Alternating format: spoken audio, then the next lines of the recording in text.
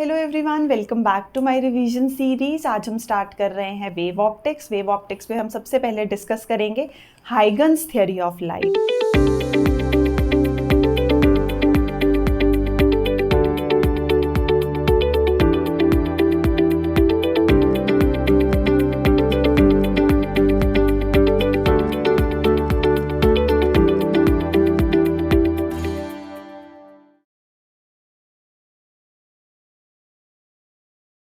तो Huygens theory of light में Huygens ने क्या बोला था? उन्होंने सबसे पहली चीज जो बोली, लाइट हमारे पास क्या है?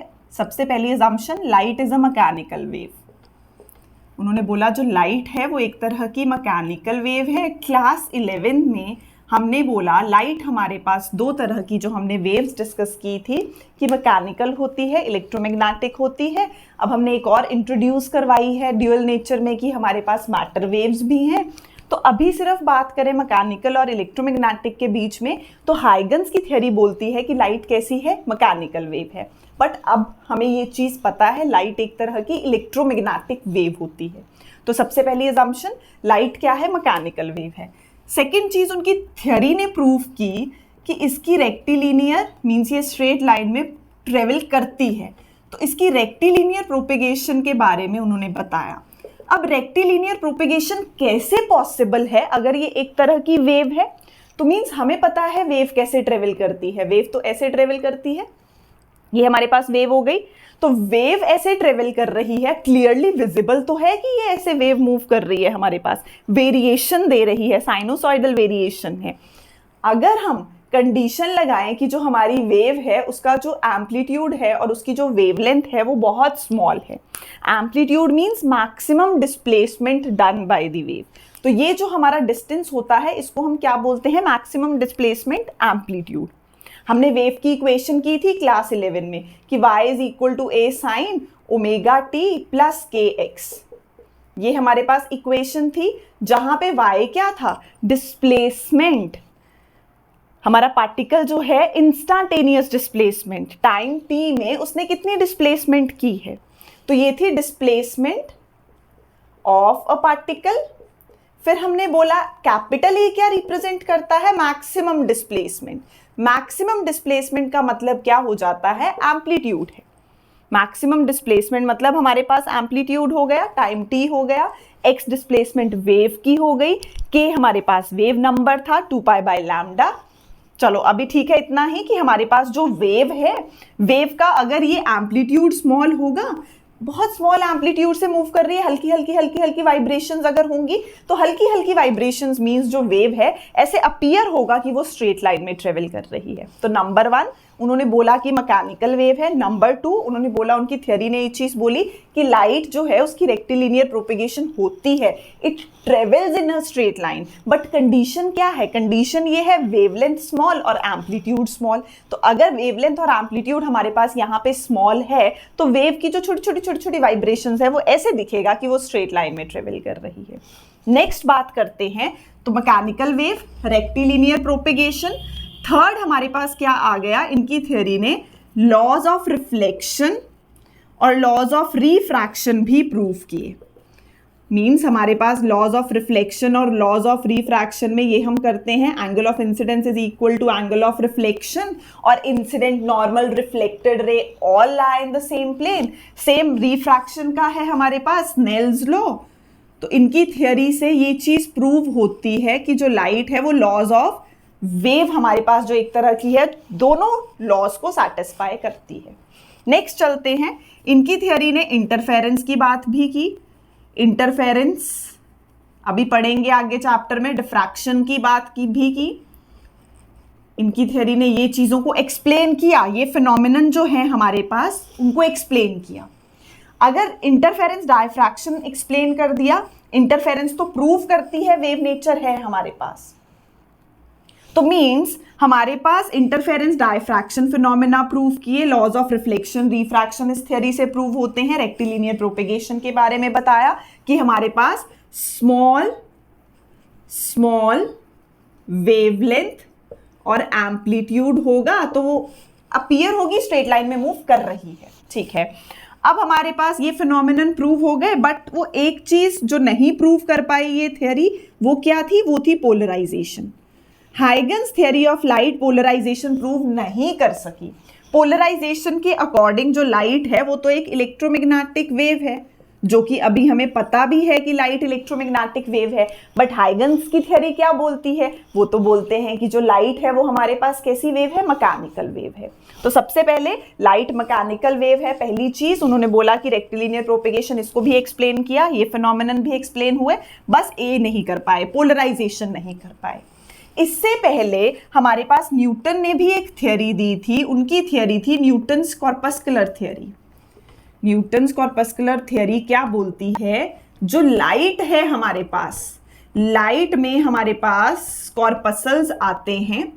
लाइट बेसिकली किन पार्टिकल्स से बनी हुई है? कॉर्पसल्स से बनी हुई है। कॉर्पसल्स, जैसे अभी हमें पता है लाइट में क्या आते हैं? फोटोन्स आते हैं। लाइट क्या है? लाइट बेसिकली किस चीज से बनी है? फोटोन से, वेव पैकेट्स ऑफ एनर्जी से। बट न्यूटन्स कॉर्पस्कुलर थ्योरी ने बोला था कि जो हमारे पास लाइट है वो कॉर्पसल से बनी है, जो कि डिफरेंट शेप साइजेस में अवेलेबल है। डिफरेंट लाइट्स जो हमारे पास होती हैं, डिफरेंट कलर्स हैं, उनके डिफरेंट डिफरेंट हमारे पास कॉर्पसल्स होंगे। तो इन्होंने बहुत से ये पॉइंट बताए। तो इनकी थ्योरी ने भी हमें रेक्टिलिनियर प्रोपेगेशन एक्सप्लेन की थी। रेक्टिलिनियर प्रोपेगेशन एक्सप्लेन की इसने, जो थ्योरी ने रिफ्लेक्शन और रिफ्रैक्शन के लॉज भी प्रूव कर दिए। ये तीन चीजें तो ये भी प्रूव कर पाए थे, बट क्या चीज वो नहीं प्रूव कर पाए, क्या चीज उन्होंने नहीं एक्सप्लेन की? ये तीन phenomenon, interference, diffraction and polarisation, इन तीनों फिनोमिनन को उन्होंने एक्सप्लेन नहीं किया। उनकी थ्योरी इस चीज को एक्सप्लेन नहीं कर पाई। तो इसलिए स्टार्ट कर रहे हैं अब Huygens theory of light. Huygens theory of light में आगे चलते हैं। हमारे पास सबसे पहला टॉपिक आता है वेव फ्रंट। क्या है हमारे पास? वेव फ्रंट है। वेव फ्रंट की अगर बात करें, एनसीईआरटी में भी हमारे पास एग्जाम्पल गिवन है कि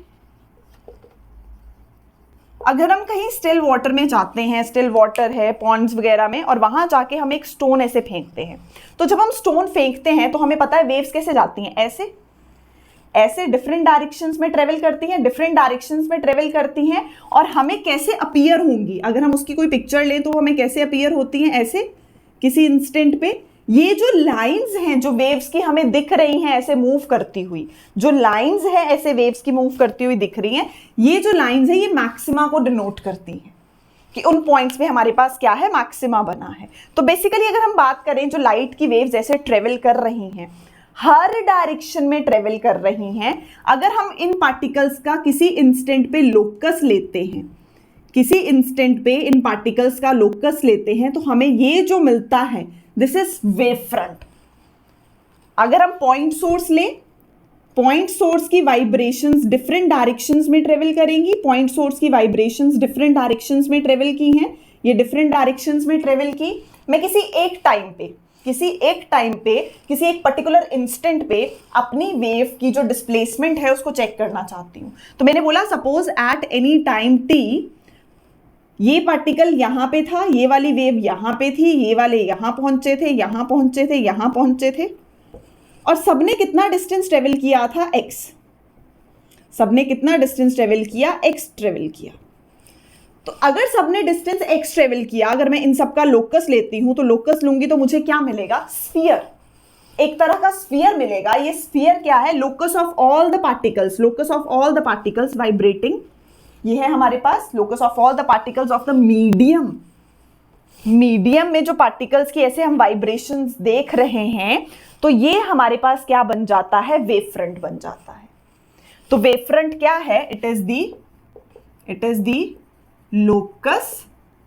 locus of all the particles, locus of all the particles of a medium, locus of all the particles of a medium vibrating in a same phase। Condition क्या है? फेज सेम होना चाहिए, phase same होने का मतलब अगर जो हमारी इक्वेशन है वेव की y is equal to a sin omega t plus K X, ये क्या है? फेज है। ये क्या है? फेज को रिप्रेजेंट कर रहा है। तो टाइम t पे डिस्प्लेसमेंट कितनी हुई है? x, इसकी कितनी हुई है? x, इसकी कितनी? x x x x x। तो मीन्स टाइम t पे सबकी डिस्प्लेसमेंट x है, तो ये चीज हमारी सेम हो जाएगी। तो मीन्स कांस्टेंट फेज है, कंडीशन प्रूव हो गई। तो हमने बोला वेव फ्रंट क्या है? जो लोकस है पार्टिकल्स का, वाइब्रेट कर रहे हैं, जो वाइब्रेशन हो रही है हमारे पास सेम फेस में वाइब्रेशन हो रही है। तो अगर हम इन सब का लोकस लेते हैं, लोकस मुझे क्या दे देगा? वेव फ्रंट दे देगा। बेसिकली जो लोकस है, जो पार्टिकल्स डिफरेंट डायरेक्शंस में गए, उन सब का लोकस बनाया, वेव फ्रंट बन गया। वेव फ्रंट 3 तरह का है। ये जो हमारे पास बना सबसे पहले, ये है पॉइंट सोर्स के लिए wave front. Point source means point source से जो वाइब्रेशंस निकली हैं डिफरेंट डायरेक्शंस में जा रही हैं, इनका जो वेव फ्रंट है कैसा बना? स्फेरिकल वेव फ्रंट बना। तो पॉइंट सोर्स के लिए कैसा वेव फ्रंट होता है? स्फेरिकल वेव फ्रंट होता है। याद करेंगे, पॉइंट सोर्स के लिए कैसा वेव फ्रंट है? स्फेरिकल वेव फ्रंट है। वेव फ्रंट क्या है? Locus of all the particles, locus of all the particles vibrating, particles of a medium vibrating in a same phase, वो हमारे पास वेव फ्रंट है। तो वेव फ्रंट 3 तरह का। पहला पॉइंट सोर्स की वाइब्रेशन जैसे फैल गई, तो ये जो हमारे पास लोकस आया, ये क्या बन गया? स्फेरिकल वेव फ्रंट बन गया। आगे चले, स्फेरिकल वेव फ्रंट बना। सेकंड, अगर कोई सोर्स है हमारे पास, a source is at infinity, कोई सोर्स इन्फिनिटी पे प्लेस्ड है, तो 10th क्लास से करते हुए आ रहे हैं, इन्फिनिटी पे सोर्स होता है तो कैसी लाइंस आती हैं? ऑप्टिक्स में सीखा है, इन्फिनिटी से सोर्स होता है तो पैरेलल लाइंस आती हैं हमेशा। तो इसका मतलब अगर मेरा इन्फिनिटी पे सोर्स है तो कैसी लाइंस आएंगी? कैसी लाइंस आएंगी? पैरेलल लाइंस आएंगी। तो ये इन्फिनिटी पे कोई सोर्स, पैरेलल लाइंस आई, इसका वेव फ्रंट कैसा बना? इसका वेव फ्रंट बनेगा प्लेन। ये हमारे पास पैरेलल लाइंस का वेव फ्रंट कैसा बनता है? प्लेन वेव फ्रंट बनता है। अब सपोज इधर बात करें, पॉइंट सोर्स है, पॉइंट सोर्स का लोकस लिया वाइब्रेशंस का, स्फेरिकल वेव फ्रंट बना।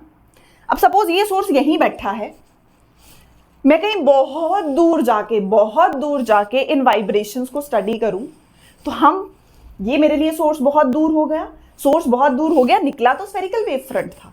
बट अगर हम कहीं बहुत लार्ज डिस्टेंस पे जाके चेक करें, तो हमें क्या दिख रही है? पैरेलल रेज आ रही हैं। बहुत दूर डिस्टेंस पे जाएंगे तो मीन्स ये सोर्स इनफाइनाइट हो गया, उससे जो पैरेलल रेज निकली, उनका वेव फ्रंट भी कैसा बन जाएगा? प्लेन बन जाएगा। भले ही स्टार्टिंग में वो पॉइंट सोर्स था, उसमें से जो रेज आई वो हमारे पास स्फेरिकल वेव फ्रंट बना रही थी ऐसे। अब अगर मैं बहुत दूर जाके इन्हीं रेज को, इन्हीं वाइब्रेशंस को स्टडी करना चाहूं, तो वो जो वाइब्रेशंस हैं दूर जाके कैसे अपीयर कर रही हैं? पैरेलल। तो पैरेलल के लिए हमारे पास कैसा वेव फ्रंट बनता है? प्लेन वेव फ्रंट बनता है। कैसा वेव फ्रंट है? प्लेन वेव फ्रंट है। चलें आगे, थर्ड क्या आ जाएगा? Cylindrical wave front. थर्ड हमारे पास है सिलेंड्रिकल वेव फ्रंट। तो बात करें सिलेंड्रिकल वेव फ्रंट की, ये कैसा बनता है? अगर हमारे पास जो सोर्स है वो एक रेक्टेंगुलर स्लिट है, अगर हमारे पास एक बिल्कुल रेक्टेंगुलर स्लिट है, या हम बोल सकते हैं लीनियर सोर्स है या स्लिट है, तो उसके लिए वाइब्रेशंस दोनों डायरेक्शंस में ऐसे जाएंगी, इधर वाली इधर जाएंगी, मतलब हर डायरेक्शन में ट्रेवल कर रही हैं। ये कैसा है? पॉइंट है, इसकी वाइब्रेशंस ऐसे ऐसे हर डायरेक्शन में जाएंगी, तो ये कैसा बन जाएगा? ये हमारे पास ऐसे कैसे बन गया? ये बन गया सिलेंड्रिकल वेव फ्रंट। क्लियर? क्या किया हमने? पॉइंट सोर्स, वाइब्रेशंस ऐसे निकली, उन सबका locus spherical wave front. Source जो इन्फिनिटी पे है वहां से पैरेलल आ रही हैं, पैरेलल के लिए वेव फ्रंट प्लेन हो गया। फिर हमने बोला अगर हमारे पास एक लाइन है, लीनियर सोर्स है, स्लिट है कोई, तो उसके लिए हमारे पास कैसा होगा? ये ऊपर वाला स्फेरिकल लाइंस आ गई, तो कैसा बन गया? सिलेंड्रिकल वेव फ्रंट बन गया, क्योंकि हर डायरेक्शन में जा रही हैं, ये हर डायरेक्शन में जाएंगी, तो हमारे पास वेव फ्रंट आ जाएगा सिलेंड्रिकल। क्लियर? चलूं आगे। नेक्स्ट हमारे पास इसके बाद है हाइगन्स थ्योरी में, अगर हम एक पॉइंट सोर्स लेते हैं, अगर हमारे पास एक पॉइंट सोर्स है, पॉइंट सोर्स से कैसा वेव फ्रंट बना, पॉइंट सोर्स से, ये है मेरा पॉइंट सोर्स, पॉइंट सोर्स से जो वेव फ्रंट बना है वो बना है स्फेरिकल, ऐसे हर डायरेक्शन में वाइब्रेशंस ऐसे ट्रेवल करती हैं। तो सपोज हमने बोला इन सब का हमने ले लिया लोकस, अभी बताया ना, पॉइंट सोर्स की वाइब्रेशंस डिफरेंट डायरेक्शंस में जाएंगी, पानी में पत्थर फेंका, स्टिल वाटर में ऐसे ऐसे ऐसे ऐसे ऐसे रिपल्स बने, तो वो जो हमारे पास लाइंस हैं वो क्या है, वेव फ्रंट है। Locus of all the particles of a medium vibrating in same phase, locus of all the particles of a medium vibrating in same phase, उन सब का हमने लोकस जो लिया है वाइब्रेशंस का, वो बन गया एक वेव फ्रंट। तो ये मेरे पास बना वेव फ्रंट। ये जो पॉइंट सोर्स है ये मेरा प्राइमरी सोर्स है, ये क्या है, प्राइमरी सोर्स है। प्राइमरी सोर्स से ये जो वेव फ्रंट बना ये हमारे पास स्फेरिकल बना। अब इस पे जो पार्टिकल्स हैं जिनका हमने बोला locus of all the particles of a medium vibrating in same phase, तो कहीं लोकस ही लिया था पार्टिकल्स का, उन्हीं पार्टिकल्स को ये हमारे पास फिर से पॉइंट सोर्स है, क्या इन्हीं दोबारा पार्टिकल्स को हम पॉइंट सोर्स बोल सकते हैं। पॉइंट सोर्स निकला, वाइब्रेशंस हर डायरेक्शन में ट्रेवल की, तो ये हमारे पास लोकस आया वाइब्रेशंस का, लोकस बन गया वेव फ्रंट। ये वेव फ्रंट जो बना इस पे हमने जो लोकस लिए हैं ये भी एक तरह के क्या है, पॉइंट सोर्स, ये भी एक तरह के पॉइंट सोर्स है, इनसे भी तो वाइब्रेशंस निकलेंगी, इनसे भी तो वाइब्रेशंस निकलेंगी। तो ये हमारे पास अगर हम इनका लोकस बनाते हैं तो हमारे पास ऐसे वेव फ्रंट बन जाएंगे। ये हमारे पास फिर से इसका वेव फ्रंट बन गया, बोलो locus of all the particles vibrating in same phase, locus of all the particles of a medium vibrating in the same phase, again locus of all the particles vibrating in the same phase। तो मतलब ये एक और wave front हो गया हमारे पास। ये क्या था, प्राइमरी सोर्स, ये क्या था, प्राइमरी सोर्स, इससे वेव फ्रंट बना, प्राइमरी बन गया। इस पे जो लोकस था पार्टिकल्स का उसको हमने सोर्स माना फिर से, और उनसे जो हमने वेवलेट्स बनाए, ये हमारे पास क्या बने हैं, वेवलेट्स बन गए। कितने सारे हैं वेव फ्रंट, 1 2 3 4, कितने सारे बन जाएंगे, तो मतलब फर्दर हमारे पास वेवलेट्स आ गए। तो प्राइमरी सोर्स से जो वेव फ्रंट आया उस पे जो हमारे पास पार्टिकल्स की पोजीशन थी उनको हमने लोकस माना। तो मींस अगर हम फिर से इनको पॉइंट सोर्स मान के स्फेरिकल वेव फ्रंट ड्रॉ करें, हमारे पास सेकेंडरी वेवलेट्स आ गए। ये क्या आए हैं, सेकेंडरी वेवलेट्स हैं। सेकेंडरी वेवलेट्स आ गए तो सबसे पहला पॉइंट हाइगन्स थ्योरी क्या बोलती है, every point on a primary, every point on a primary wavefront acts as a source of secondary disturbance। कौन है secondary disturbance, ये क्या है, every point, ये हमारे पास point source, every point on a primary wavefront, ये प्राइमरी वेव फ्रंट है, इस पे जो जितने भी पॉइंट्स हैं, तो every point on a primary wave front acts as a source of, ये फर्दर इसमें से जो डिस्टर्बेंसेस निकलेंगी, ये जो डिस्टर्बेंस निकली है, ये जो डिस्टर्बेंस निकली है, ये जो डिस्टर्बेंस है, ये है सेकेंडरी डिस्टर्बेंसेस। तो बेसिकली मेरे ये जो पॉइंट सोर्स हो गए ये सोर्स हो गए सेकेंडरी डिस्टर्बेंस के। फिर से समझो, point source, primary wave front, इस पे जो पॉइंट सोर्स हमारे पास आगे हैं ये सोर्स बन जाएंगे किसके, सेकेंडरी डिस्टर्बेंस के। तो every point on a primary wave front acts as a source of secondary disturbance which further emits wavelets called secondary, क्या बन गए वो, सेकेंडरी वेवलेट्स बन गए, सेकेंडरी वेवलेट्स बन गए। नंबर 1 सेकेंडरी वेवलेट्स बन गए।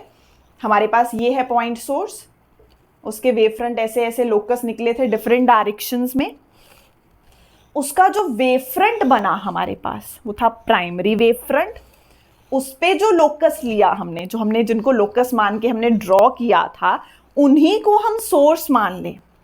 उन्हीं को हम सोर्स मान लें, उन्हीं सोर्सेस से आगे हम वेवलेट्स बनाएं, ये हैं सेकेंडरी वेवलेट्स। तो ये primary source, primary wave front, primary wave front, ये सेकेंडरी सोर्स हो गए हमारे पास, इनसे जो वेवलेट्स बने वो सेकेंडरी वेवलेट्स हो गए। तो ये हमारे पास फर्स्ट पॉइंट आया। अब अगर बच्चे हमारे पास यहाँ पे एक बहुत ही इंपॉर्टेंट कंडीशन है, हमें किसी भी चीज का वेव फ्रंट ड्रॉ करना है। वेव फ्रंट हमेशा कैसे होता है, जो लाइट रेज आ रही हैं उसके परपेंडिकुलर। वेव फ्रंट हमारे पास कैसे होता है, परपेंडिकुलर होता है। ये निकली, ये निकली, ये निकली, ये हमारे पास क्या है, हर डायरेक्शंस में ट्रेवल की हैं। अभी इसको प्रूव करेंगे कैसे कि हमारे पास ये परपेंडिकुलर हुआ कैसे। अब हमारे पास है speed of a wave. Speed of a wave क्या होती है, जिस स्पीड से आपकी जो वेव, ये जो पार्टिकल्स मीडियम के जो हैं वाइब्रेट कर रहे हैं, जो वेव जनरेट हो रही है, उसकी स्पीड v। जो एनर्जी है वेव्स की, जो एनर्जी है वेव्स की, वो किस डायरेक्शन में प्रोपेगेट कर रही है, परपेंडिकुलर डायरेक्शन में प्रोपेगेट कर रही है। अभी समझेंगे इसको, ये चीज आगे कैसे होती है। हमने बोला हमारे पास सबसे पहले पॉइंट सोर्स, एवरी पॉइंट, ये हमारे पास on a primary wave front acts as a source of secondary disturbance, secondary wavelets हो गए। तो ये जो वेव निकली है इसकी स्पीड कितनी है, v है। इसकी स्पीड कितनी है, v है।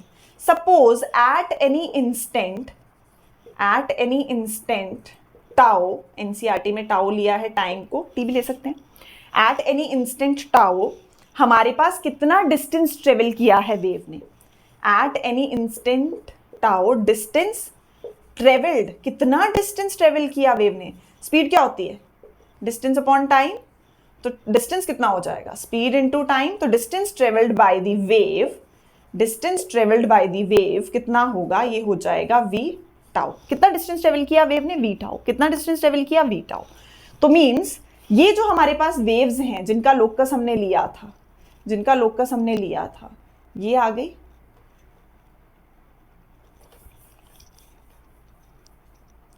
पॉइंट सोर्स, पॉइंट सोर्स से आया था प्राइमरी वेव फ्रंट, इस पे जो लोकस थे हमारे पास वो बन गए थे सोर्स ऑफ सेकेंडरी डिस्टर्बेंस, इससे निकले सेकेंडरी वेवलेट्स। अब ये सेकेंडरी वेवलेट्स हमें ड्रॉ करने हैं। कैसे ड्रॉ करने हैं, सेकेंडरी वेवलेट्स ड्रॉ करने के लिए हमने बोला कि किसी इंस्टेंट पे जो डिस्टेंस ट्रेवल्ड था, इसमें से जो वाइब्रेशंस निकली, इसमें से, इस पॉइंट सोर्स में से जो वाइब्रेशंस निकली हैं, उन्होंने डिस्टेंस ट्रेवल किया है v टाउ। कितने इंस्टेंट पे, टाइम टाउ पे।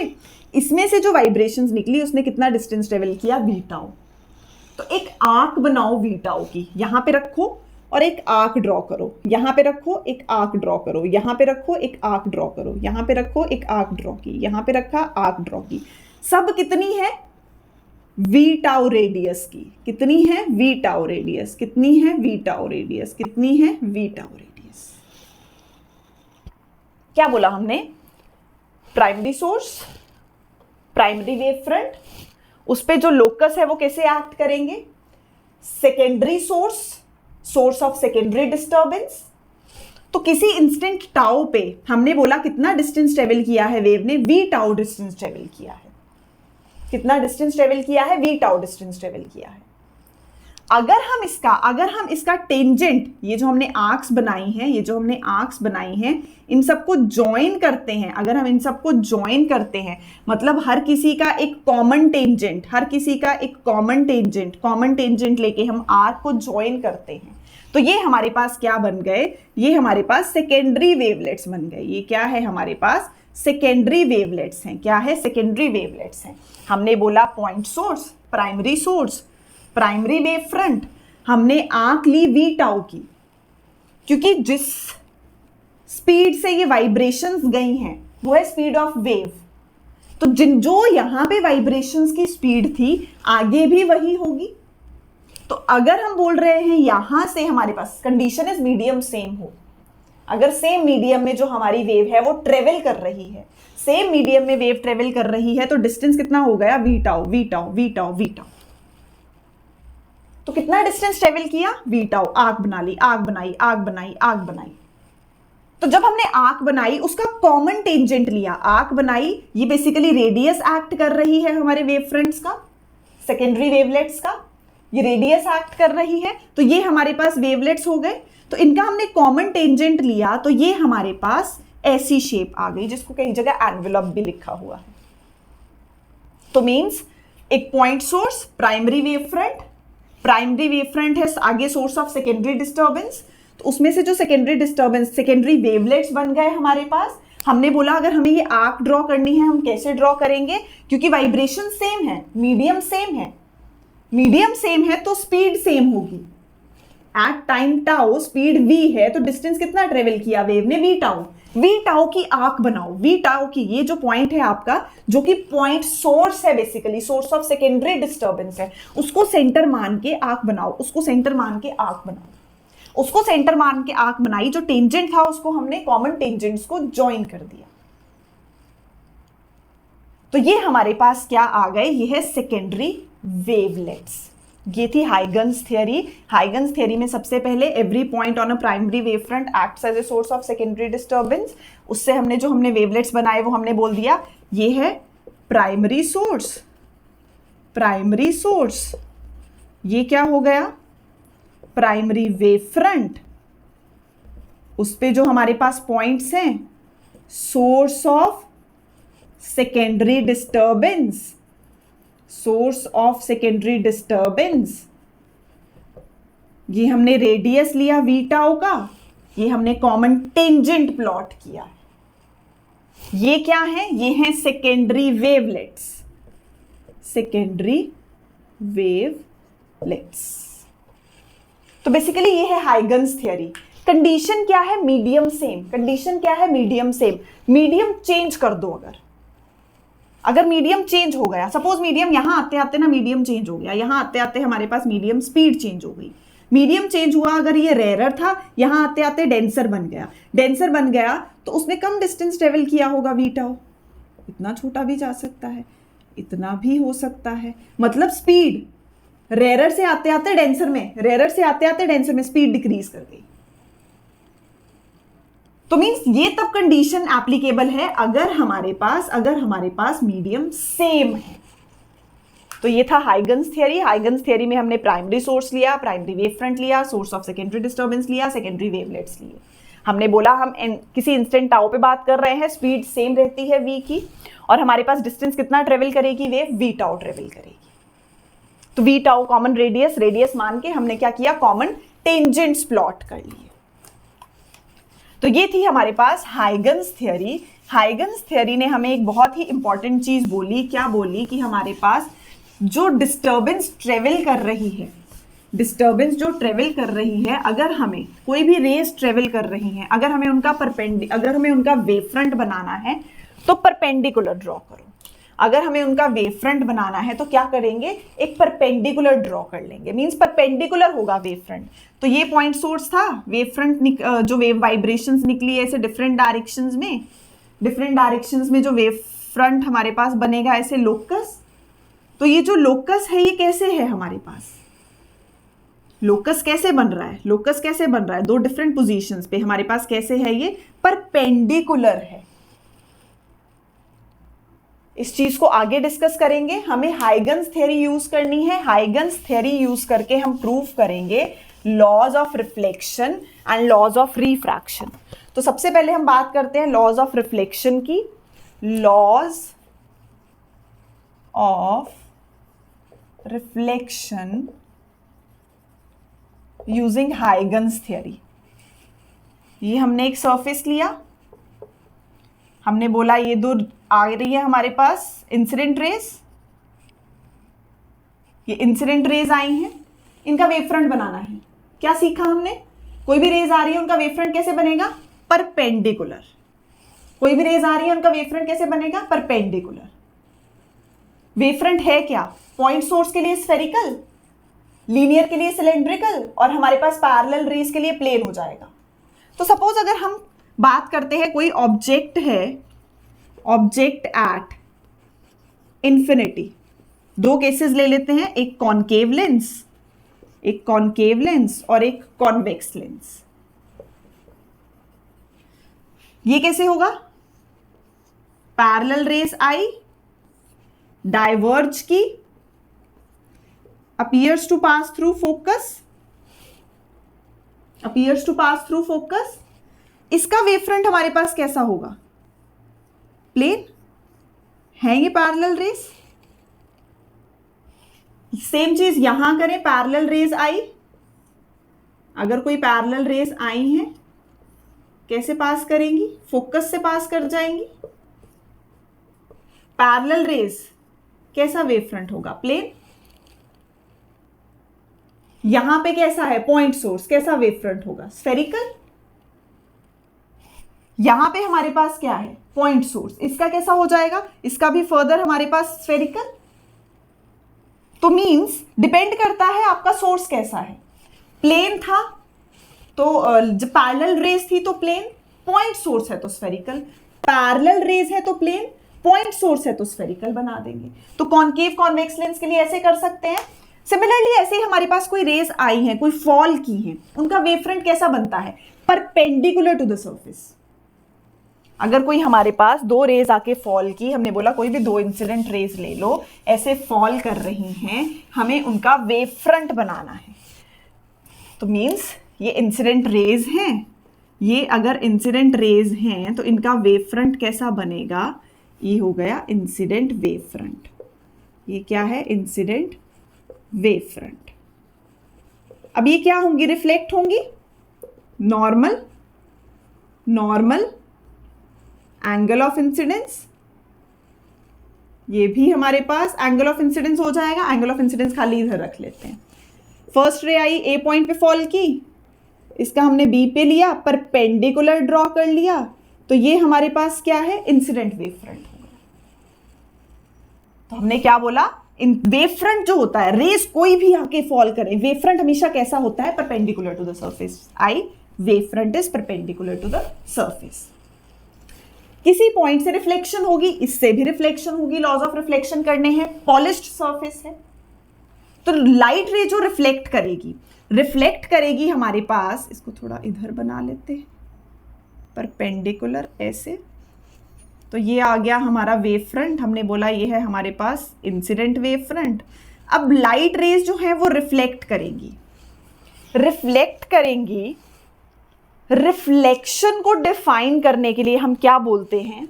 ए पॉइंट और बी पॉइंट दोनों से हम एक आर्क ड्रॉ करेंगे। एट एनी इंस्टेंट टी, किसी टाइम टी पे रिफ्लेक्शन की बात कर रहे हैं। अगर जो सेम मीडियम है, रिफ्लेक्शन है तो मीडियम सेम है, तो मीन्स स्पीड कितनी हो गई? स्पीड हो गई v, तो कितना डिस्टेंस ट्रेवल किया होगा? पीछे भी किया, distance travelled will be vt। vt की आर्क बनाओ, vt की आर्क बनाएंगे। हमें पता है जब ये रे मेरी रिफ्लेक्ट होके जाएगी तो किस तरफ रिफ्लेक्शन होगी? इस तरफ। Laws of reflection, angle of incidence वैसे is equal to angle of reflection होता है। थोड़ी सी ये चीज हमें पता है पहले से ही। ये रे भी मेरी रिफ्लेक्ट करके इस तरफ ही जाने वाली है। इससे आर्क बनाएंगे इसी के आसपास, कितनी? vt की, यहां कहीं बना ली हमने। इस पॉइंट को सेम हमने बोला कि जितना ये हमने आर्क बनाई vt, b पे रखा हमने, एक यहां बनाई आर्क हमने। ये क्या शो कर रहा है? ये शो कर रहा है हमने ए पॉइंट पे रखा एक आर्क बनाई, बी पॉइंट पे रखा एक आर्क बनाई।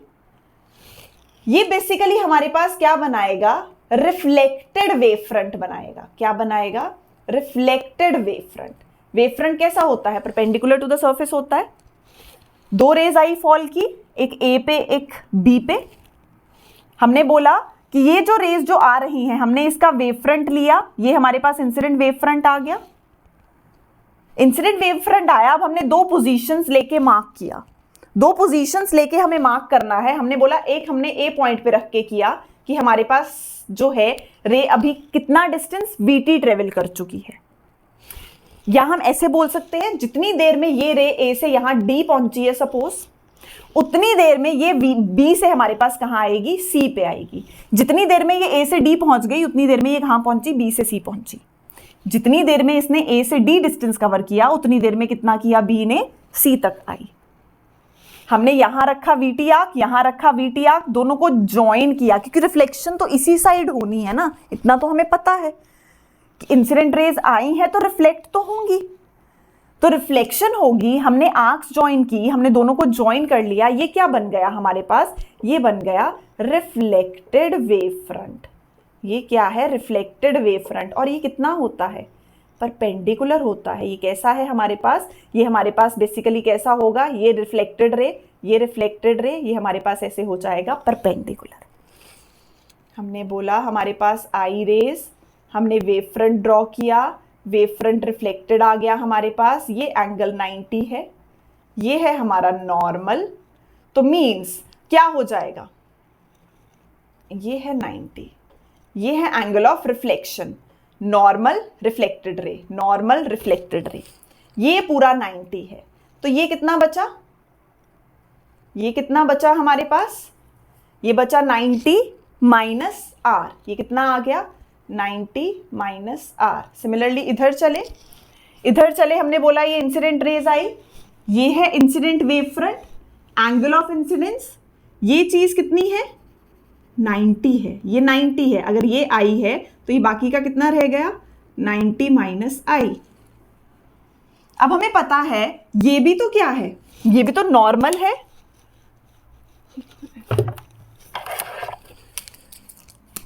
ये अगर आए, ये अगर 90 माइनस आए हो गया ये चीज, तो हमें इसका भी तो पता है कि ये पूरा नॉर्मल है, ये नॉर्मल रे है, ये नॉर्मल रे है हमारी। तो मीन्स ये चीज पूरी कितनी होगी 90 होगी। उसमें से अगर ये 90 माइनस आए है तो ये बाकी का कितना रह गया, तो बाकी का कितना रह गया, ये कितना रह गया, ये मेरा आई बन गया, ये 90 माइनस आए, ये आई। फिर से incident, normal, incident wave front और एक ये रे। हमें पता है ये चीज हमारे पास एंगल ऑफ इंसिडेंस है, हमें ये भी पता है ये चीज हमारे पास क्या है, ये वाला एंगल, ये इंसिडेंट रे थी उसके परपेंडिकुलर वेव फ्रंट, तो ये 90 था, ये 90 था, ये आया 90 माइनस आए। अब ये नॉर्मल है, ये नॉर्मल है, ये हमारे पास नॉर्मल हो गई। तो अगर ये 90 माइनस आए है तो ये कितना रह गया, आए रह गया। तो मतलब ये चीज मेरे पास कितनी आ गई, आए आ गई। सिमिलरली ये और ये परपेंडिकुलर थे क्योंकि वेव फ्रंट कैसा होता है, परपेंडिकुलर है। ये हमारा वेव फ्रंट रिफ्लेक्टेड रे और उसका जो वेव फ्रंट है रिफ्लेक्टेड वेव फ्रंट, तो एंगल 90 होगा। ये हमें पता है एंगल ऑफ रिफ्लेक्शन आर है, इतना। ये थी हमारे पास नॉर्मल और ये है रिफ्लेक्टेड रे, तो ये हमारा एंगल आर। और हमें पता है यहां है हमारा रिफ्लेक्टेड वेव फ्रंट, तो ये पूरा एंगल है 90, ये पूरा एंगल है 90, उसमें से ये आर है तो बाकी कितना बचा 90 माइनस आर। अब ये 90 माइनस आर है, ये नॉर्मल भी तो है, ये नॉर्मल भी तो है। अगर उसमें से इतना 90 माइनस आर है तो ये कितना रह गया, ये रह गया आर। तो इसका मतलब ये चीज कितनी आ गई, ये आ गई आर, ये चीज कितनी आ गई, ये आ गया हमारे पास आई। आई होप क्लियर है यहां तक। तो ये चीज हमने डिफाइन कर दी हमारे पास एंगल्स। इसके बाद तो सिर्फ कॉन्ग्रुएंसी है। इसके बाद हम बोलेंगे हमारे पास दो ट्राइंगल्स हैं, कौन से, in triangle A B D, in triangle A B D और ट्राइंगल ए सी डी। हमने बोला ये दोनों ट्राइंगल्स क्या हैं, triangle A B D is congruent to triangle A C D. कैसे, बाय RHS। RHS जितनी देर में डिस्टेंस वेव ने BC ट्रेवल किया था, इसने कितना किया है AD। जितनी देर में ये BC पहुंची थी, ये कितना पहुंची थी AD। ये BC पहुंची थी, ये कितना पहुंची थी AD। तो means BC is equal to AD, same distance travel किया था। AC दोनों में कॉमन है साइड हमारे पास, in triangle ABC and ACD, ABC and ACD। तो ये हमारे पास कॉन्ग्रुएंट थे। हमने बोला ये जो BC है, ये जो BC है, जितनी देर में BC ट्रेवल किया उतनी देर में ये हमारी कहाँ पहुंच गई, फर्स्ट वाली रे AD पहुंच गई। किसी ने यहाँ से चलना स्टार्ट किया, कंपैरेटिवली जो सेकंड वाला था उसको थोड़ा ज़्यादा डिस्टेंस ट्रेवल करना पड़ रहा है, जो जितनी देर से ये ट्रेवल करके यहाँ पहुंचा ये A पे आ गया था। जितनी देर में इसने ए से डी डिस्टेंस कवर कर लिया, ये अभी बी से सी पहुंचा था, तो बीसी और एडी सेम, क्योंकि हमने कॉमन आर्क्स ड्रॉ की थी, तो बीसी एडी सेम, एसी तो दोनों में कॉमन ही है, एसी तो दोनों में कॉमन ही है। एंगल हमें पता है 90, ट्राइंगल एबीसी एंड एडीसी, उसमें जो एंगल हो गए एडीसी वो हमें पता है कितना है, ईच 90। बची थर्ड साइड, बीसी ऑलरेडी हमारे पास एडी के इक्वल है, एसी एसी कॉमन थी, तो एबी भी सीडी के इक्वल आ जाएगा, तो इट मींस एबी जो है वो किसके इक्वल आ गया, सीडी के इक्वल आ गया। तो दो ऑपोजिट साइड इक्वल जो साइड्स हैं आइसोसेलेस ट्राइंगल की, अगर हमारे पास ये दो साइड्स इक्वल होती हैं, उनके जो एंगल्स हैं वो क्या हो जाते हैं, इक्वल। तो means corresponding parts of the corresponding triangles क्या हो गए हमारे पास, इक्वल हो गए। एंगल आई कितना आ गया, एंगल आर के इक्वल आ गया। तो first law of reflection prove किया हमने। सेकेंड हमें दिख ही रहा है एबी, एबी बेसिकली क्या है, एबी परपेंडिकुलर है दो रेज के incident wave front, CD perpendicular है इन दो के रिफ्लेक्टेड वेव फ्रंट, और हमारे पास ये दोनों की नॉर्मल एसी, और यहां पे हमने ये जो नॉर्मल ड्रॉ की है दोनों के लिए। तो मींस जो तीनों की तीनों वेव्स हैं वो कैसे आ रही हैं, प्लेन में है, एक प्लेन में है। तो ये हमारे पास क्या आ गया, all the incident ray, reflected ray, normal ray all lie in the same plane. तो ये हमारे पास प्लेन सेम है, तीनों को हमने प्रूव किया। यहाँ पे दोनों ट्राइंगल्स को आरएचएस से की कॉन्ग्रुएंसी है, तो उसमें हमारे पास एंगल आई किसके इक्वल आ गया, एंगल आर के इक्वल आ गया। क्लियर है, चलिए ओके बाय।